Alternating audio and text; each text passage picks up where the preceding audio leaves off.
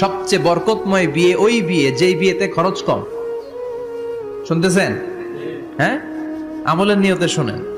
ফাতিমা রাদিয়াল্লাহু তাআলা আনহার সাথে সাইয়েদনা আলীর বিয়ে হলো। ফাতিমাকে যে বিষ্ণু বললেন, আলী আমার কাছে এসে তোমার কথা বলেছে, তুমি কি রাজি? ফাতিমা কোনো কথা বলে না। আবার জিজ্ঞেস করা হলো, কথা বলে না। ফাসাকাতাত, চুপচাপ।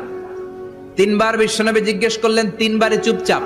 আসুকুতু নিসফুর রিদা, মেয়েদের চুপ থাকা সম্মতির অর্ধেক। জোরে কোন ঠিক কিনা? কি লজ্জাবতী নারী, কিছু বলেই না। তার মানে বাবা যেটা ডিসাইড করবে ওইটাই। ফাতেমার সাথে সাইয়েদনা আলীর বিয়ে হয়ে গেল।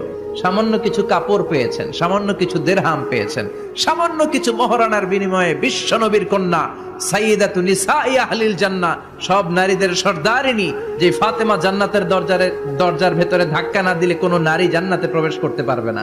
সামান্য কিছু মহরানার বিনিময়ে বিয়ে হয়ে গিয়েছে। সুবহানাল্লাহ।